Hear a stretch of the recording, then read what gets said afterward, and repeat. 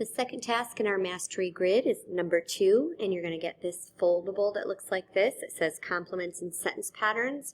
You'll be filling in the notes as we go, talking specifically about these complements, and then on the inside we're going to spend some time talking just about direct and indirect objects.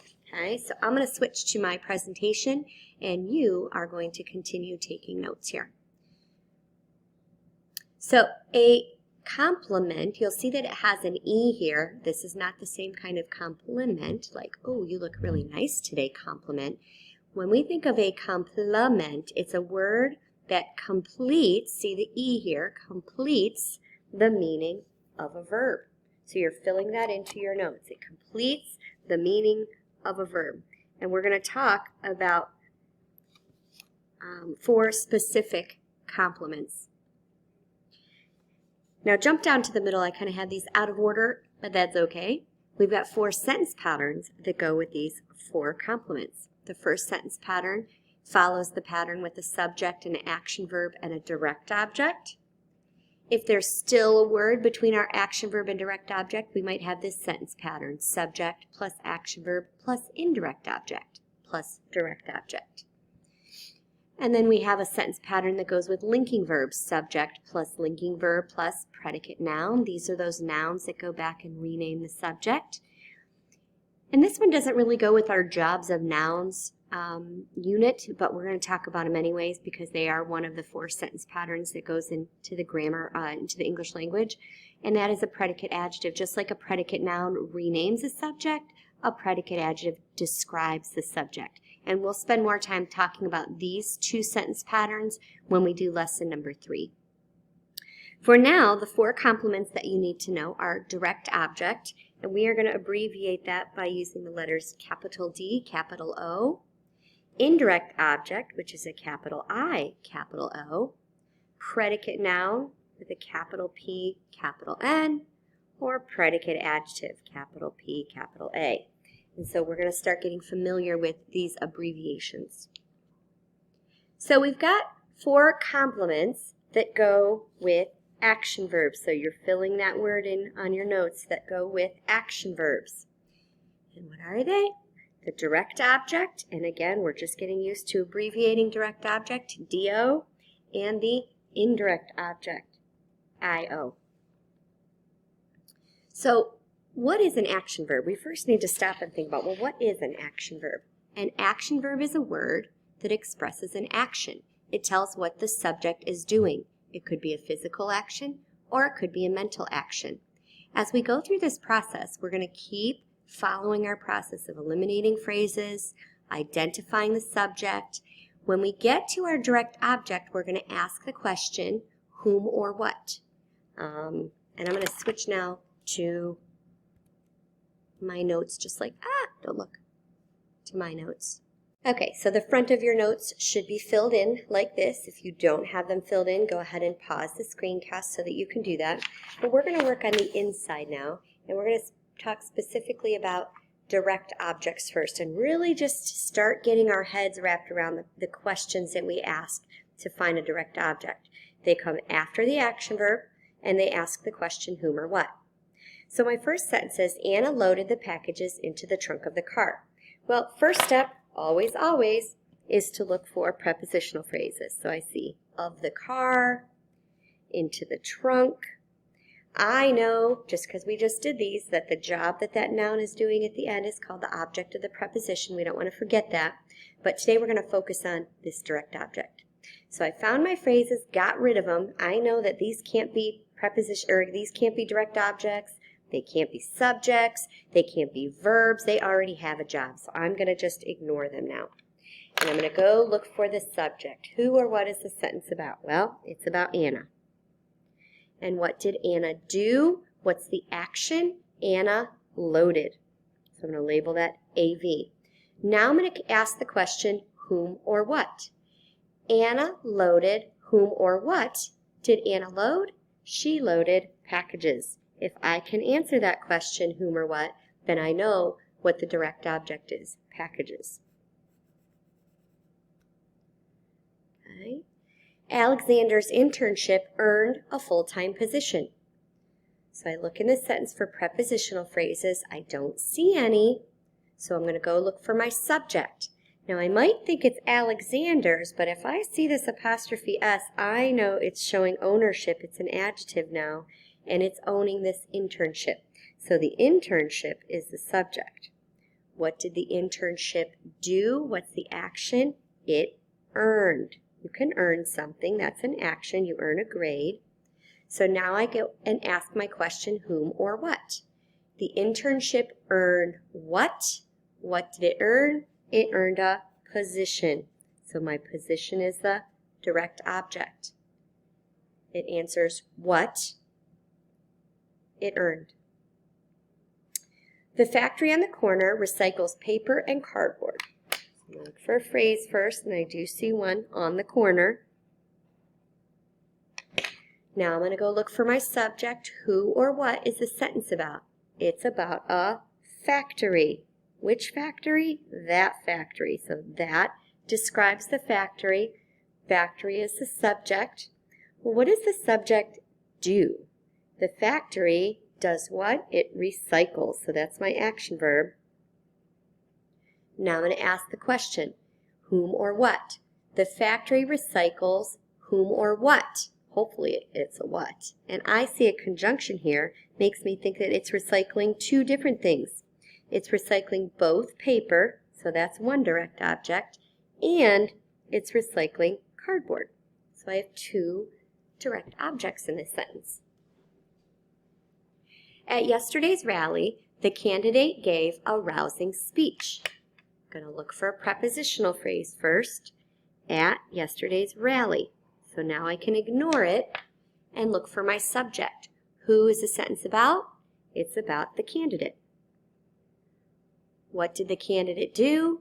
There's my action verb, he gave. You can give someone something, that's an action. Then I ask the question, gave whom or what? The candidate gave whom or what? The candidate gave a speech. So that's my direct object. Pause the screencast right now, and I want you to go try number 5 on your own. Highlight the phrases, look for the subjects, find your action verb, and then ask the questions to find your direct object. Then unpause it, come back, and check your answer. So I see a prepositional phrase of her history project and to the class. So I'm going to ignore those now and look for my subject. Well, the sentence is about Samantha. What did she do? She gave. Now I ask my question, whom or what? Samantha gave whom or what did Samantha give? Samantha gave a summary. So summary is my direct object. So you're going to pause the screencast right now and go do 6 through 10. And then when you're done with 6 through 10, I want you to continue on, and we're going to talk about indirect objects. After we're going to do 5 examples for indirect objects, and then you'll finish the paper on your own, and then you'll go do the exit ticket to check your understanding. All right, so an indirect object is a lot like a direct object. It does come after the action verb, but it comes before the direct object. And instead of just whom or what, we add that little preposition here, to whom or what, or for whom or what. So my first example says, too much peanut butter can give a person a stomachache. Now, I don't see a phrase in here, so I'm going to go look for my subject. Who or what's the sentence about? It's about peanut butter. What does the peanut butter do? The action it does, it gives. So that's an action verb. Now we always look for the direct object first. So I'm going to ask this whom or what. Peanut butter can give what? What does peanut butter give? It doesn't give a person. Peanut butter doesn't have hands. It can't pick a person up. But it can give a stomachache.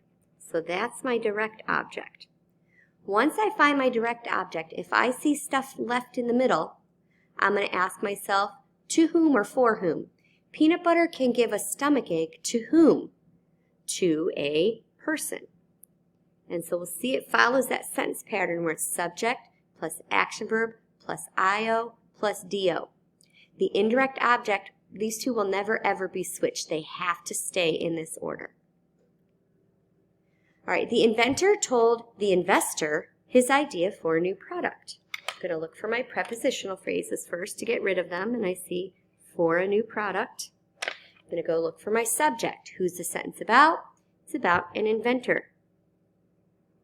What did the inventor do? The inventor told. Now, we look for a direct object first. The inventor told whom or what? What did the inventor tell? The inventor told his idea. So idea is the direct object. The inventor told the idea to whom? To whom did he tell his idea? To the investor.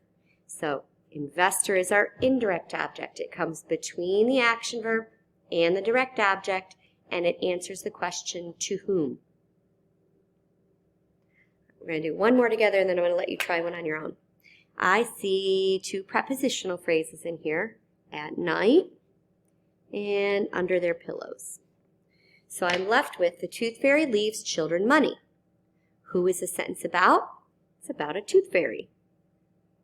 What does the tooth fairy do? The tooth fairy leaves. That's the action. So now I'm going to go look at my direct object. What or whom does it leave? It leaves money. That's the direct object. The tooth fairy leaves money for whom? Does the tooth fairy leave money? Leaves it for the children. So I've got my subject plus action verb plus indirect object before the direct object. All right, go pause the screencast, go try number 14, and then after you're done, come back and check it. Brian gave Catherine another piece of birthday cake. So I see of birthday cake is a prepositional phrase. Who is my sentence about? It's about Brian. What did Brian do? Brian gave. I'm going to go look for my direct object first. What did Brian give? He gave a piece. Now, this is another good reason why we get rid of phrases here. We might have thought that he gave the cake, but cake is a prepositional phrase. So piece is the direct object. Brian gave a piece to whom? Gave the piece of cake to Catherine. So Catherine is our indirect object. Hopefully you did okay with that one.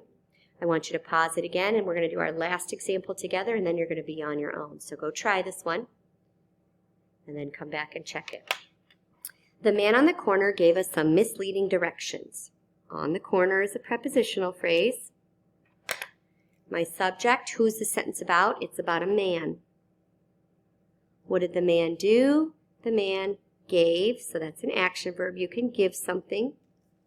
What did he give? The man gave directions, so that's my direct object. And he gave the directions to whom? To whom did he give the directions? To us. So us is our indirect object. Okay, these are all adjectives that describe what kind of directions were they? Misleading directions, some directions. All right, you're going to go try 16 through 20 on your own. If you get stuck, ask for help. When you're done, go complete the exit ticket. Glue this in your notebook.